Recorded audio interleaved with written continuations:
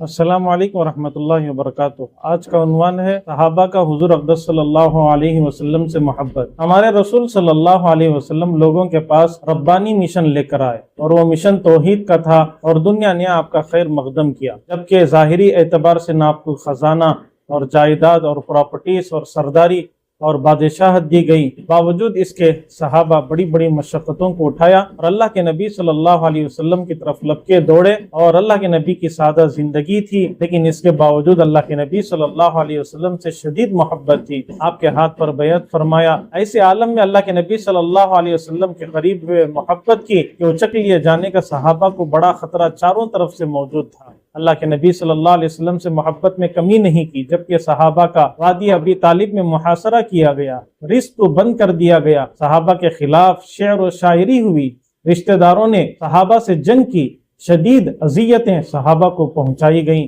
تکلیفیں دی گئی، اس کے باوجود وہ پہاڑ اور چٹان کی طرح مضبوطی کے ساتھ جمے رہے، اور اللہ کے نبی صلی اللہ علیہ وسلم کی محبت میں کبھی کمی نہیں آئی۔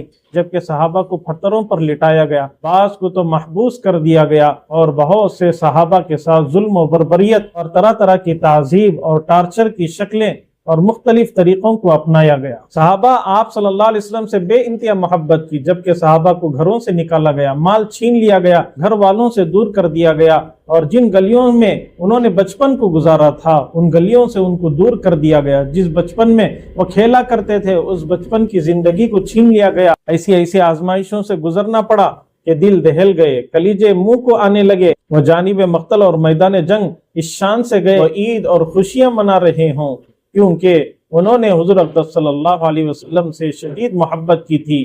ان میں سے صحابہ وہ تھے کہ جنہیں مشن پر بھیجا گیا، جنگ پر بھیجا گیا، انہیں معلوم تھا کہ واپسی نہیں ہوگی، لوٹ کر آنا نہیں ہوگا، گھر والوں کے پاس آنا نہیں ہوگا، لیکن پھر بھی انہوں نے مشن کو پورا کیا۔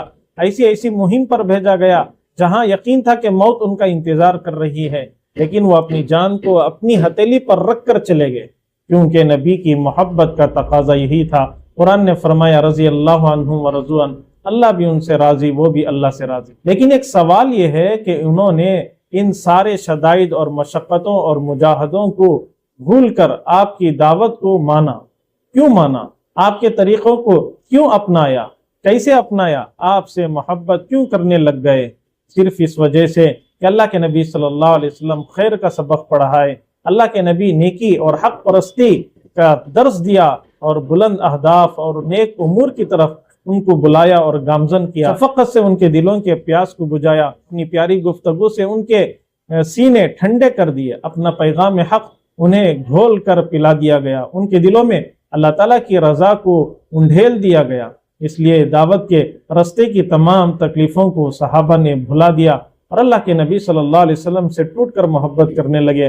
انہیں یقین کی وہ دولت ملی کہ سب کچھ دنیا کی چیزیں ہیچ نظر آنے لگیں۔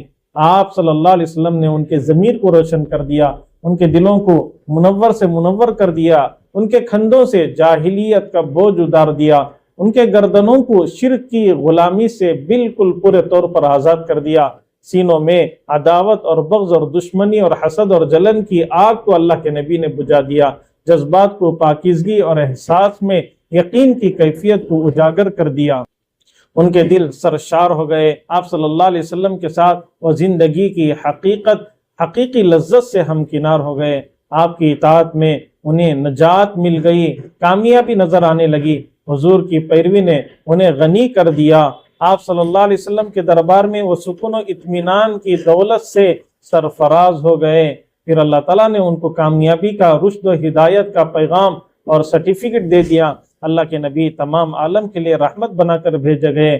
اللہ کے نبی صلی اللہ علیہ وسلم پر درود ہو، صحابہ کی قربانیوں کا اللہ تعالیٰ بدلہ دے، اور ہم کو بھی حضور سے اور صحابہ سے محبت نصیب فرمائے۔ وآخر دعوانا ان الحمد للہ رب العالمین۔